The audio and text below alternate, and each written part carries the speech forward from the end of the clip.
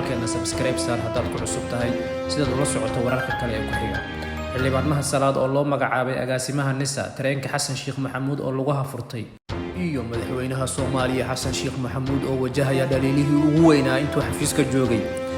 kadib markuu kabaha la dulmaray hanaanka 4.5 maxayse dadku ka dhaheen maxaase la filayaa iyo dani oo ku soo hungoobay ra'iisul wasaarnimada Soomaaliya kuna wajahan Puntland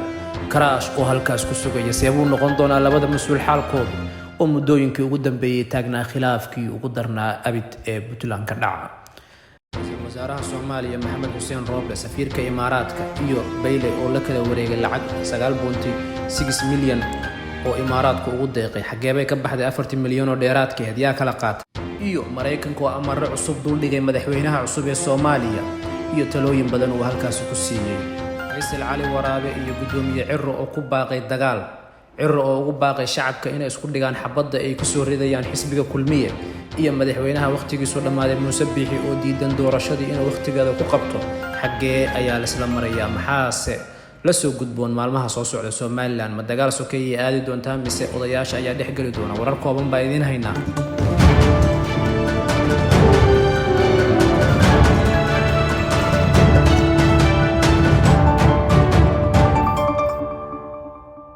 madaxweynaha Soomaaliya oo u magacaabay xildhibaan Mahad Salaad agaasimaha nisa Mahad Salaad ayaa lagu xasuustaa dadaalkii dheeraha uu soo galay inuu xilka ka tuuro madaxweynihii hore ee Soomaaliya Maxamed Cabdullaahi Farmaajo. Mahad Salaad ayaa ahaa lafdhabar ololaha madaxweynaha cusub ee Xasan Sheekh Maxamuud. dad badan ayaa aad uga falceliyay magacaabista loo sameeyay xildhibaan Mahad Salaad halka wasiirada Soomaaliya ay maanta shir degdeg ay qabteen ay ku ansixiyeen wareegtada madaxweynuhu uu soo saaray. dad badan ayaa aad u dhaliilsan madaxweynaha Xasan Sheekh Maxamuud kuna dhaliilsan caadooyinkii hore ee ah inuu ku taxidda xilalka ugu sareeyo wadanka saaxiibadiisa damul jadiid. madaxweynaha Soomaaliya ayaa wajahaya dhaliilihii ugu weynaa ee abid inta uu xunku ka hayay. madaxweynaha ayaa lagu dhaliilsan yahay inuu kabaha la dulmaray hanaanka 4.5 oo ilaa hadda aan laga haynin wax dhaafsan beeshiisa iyo beelaha daga gobolka Banaadir. madaxweynaha ayaa aad isha loogu hayaa wareegtooyinka cusub oo soo saari doono lana filayo in maamulada qaar ay hungoobaan haddii uu madaxweynuhu ku sii socdo wareegtooyinka uu ku magacaabayo saaxiibadiisa ugu dhow ee xisbiga UDP ama damul jadiid. waa sida ay nala wadaageen asxaab ku xiran warsida TV. madaxweynaha Soomaaliya ayaa wali haysta jaanis dheer oo ku magacaabi karo xilal kala duwan una qaybin doono beelaha Soomaaliyeed ee daga gobolada Soomaaliya oo dhan.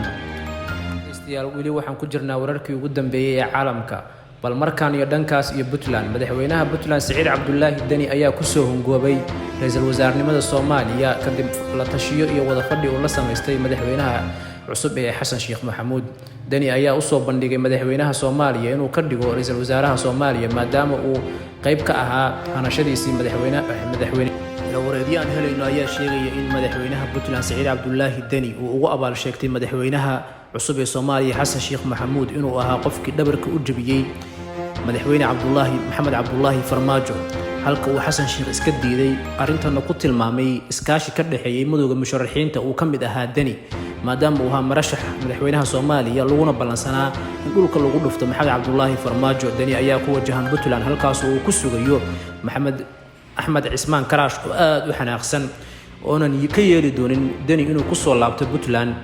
ilaa uu xilka ka qaado wasiirka maaliyadda Abgaal iyo wasiirka kale ee amniga ee Cabdisamad Galan.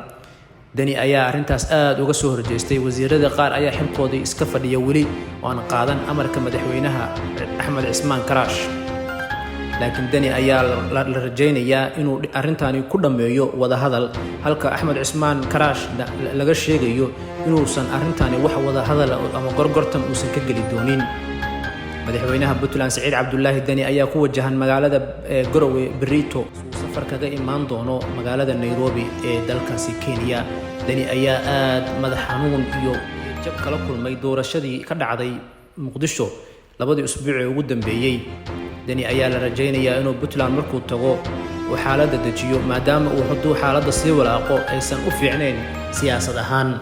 halka la rajaynaya Axmed Cismaan Karaash uu haysto jaaniskii ugu fiicnaa ee abid soo mara inuu xilka uu hayay muddada maqnaadani in lagu ixtiraamo Karaash. khaas iyo Somaliland mucaaradka Somaliland oo aad uga biyadiidan madaxweynaha xilkiisu dhamaaday ee Muuse Biixi Cabdi iyo xisbiga Kulmiye oo isku bahaystay inaysan doorashada waqtigeeda ku qaban mucaaradka Somaliland oo ugu horeeya gudoomiyaha xisbiga Uciid Faysal Cali Waraabi iyo gudoomiyaha xisbiga Wadani Cabdiraxmaan Cirro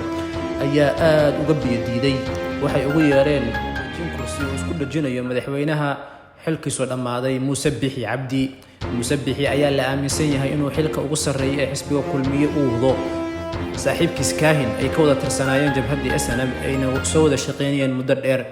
halka xisbiyada qaar ay diidan yihiin ay ka biyadiidan yihiin in dib loo furo xisbiyada badan iyo in xisbiga Kulmiye uu doorashada waqtiga uu rabo uu qabto gudoomiye Cirro ayaa shacabka ugu baaqay in haddii rasaas nool shacabka lagu soo furo ay shacabku isku dhigaan gudoomiye Cirro ayaa sheegay ciddii rasaas shacabka ku furtay inay maxkamad la tiigsan doonaan gudoomiyaha xisbiga mucaaradka ee Wadani ayaa maalmihii ugu dambeeyay la arkayay isagoo wata firimbi una suran dadka qaar ayaa aaminsan inuu Cirro ula jeedo firimbiga yeerin doono si dagaal loo galo hadana waxaa galnay qaybihii ugu dambeeyay wararka ila wareediye khaas ah ayaa sheegay in ra'iisul wasaaraha Soomaaliya loo wado Cali Ciid oo ah madaxweyne ku-xigeenka Galmudug madaxweyne ku-xigeenka Galmudug Cali Ciid ayaa ka soo jeeda beesha Mareexaan oo u sahlaysa nidaamka 4.5 inuu noqdo ra'iisul wasaaraha Soomaaliya